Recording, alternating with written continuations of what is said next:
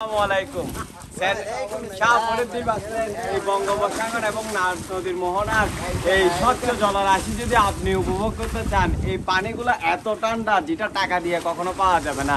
Welcome সবাইকে শাহপরীদ্বীপ থেকে। টেকনাফ 0 কিলোমিটারের এই শাহপরীদ্বীপে আসলাম। আজকে ক্যামেরার পিছনে আছে chocolate boy, hot boy mister Prasunjit, আমার ছোট ভাই, আদরের ছোট ভাই। তো আমাদের ড্রিম বাইকারের পুরো টিম চলে আসলাম শাহপরীদ্বীপ।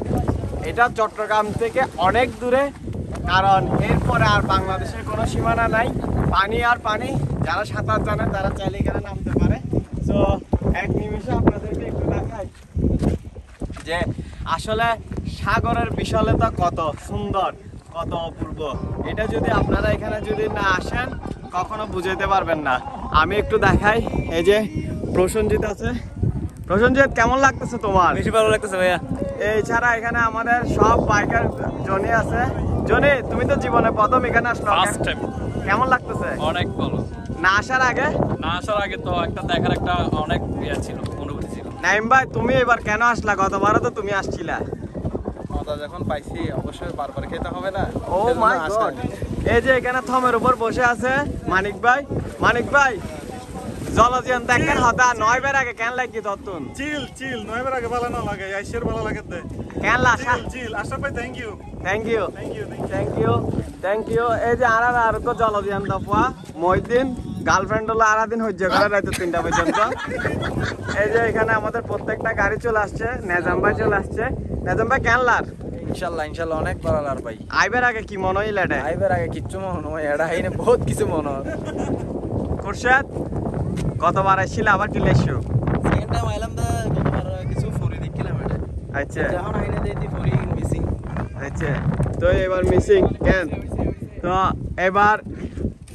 এবার আপনাদেরকে আমি আরেকটু পরিচয় করাই দিই। আমি একটা আমার গার্লফ্রেন্ডকে নিয়ে আসছি।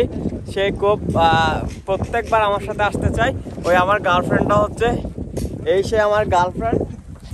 হ্যাঁ, হুন্ডা কোম্পানির হর্নেট। আর এটা হচ্ছে আমার গার্লফ্রেন্ডের জন্য নতুন একটা হেলমেট কিনছিলাম। সো অনেক বেশি এক্সাইটেড, অনেক বেশি সুন্দর, যে না দেখলে আসলে আপনারা বুঝবেন না। সো এই যে দেখেন, আমি আপনাদেরকে একটু দেখাই, এই যে আমার এই পাশ থেকে, হ্যাঁ, এই যে দেখতেছেন, এটাই ঠিক না এই মায়ারমান সীমান্ত। আর ওই কর্নারে যে দিকটা দেখা যাচ্ছে, একদম কর্নারে, ওইটা হচ্ছে আপনার সেন্ট মার্টিন। তো এখান থেকে চাইলে যাদের একটু অতিরিক্ত সাহস, হ্যাঁ, অতিরিক্ত পরিমাণ সাহস, তারা চাইলে করতে পারে। ওইখান থেকে স্পিড বোট আছে বা ট্রলার আছে, এগুলো করে সেন্ট মার্টিনে যাইতে পারে। কথা বুঝছেন? তবে দুর্যোগপূর্ণ আবহাওয়াতে নৌকায় না চড়াটাই বেস্ট হবে, কারণ এই আবহাওয়াগুলোতে যে কোনো সময়, যে কোনো মুহূর্তে দুর্ঘটনা ঘটতে পারে। কোনো রিস্ক নেওয়ার দরকার নাই। ধন্যবাদ সবাইকে।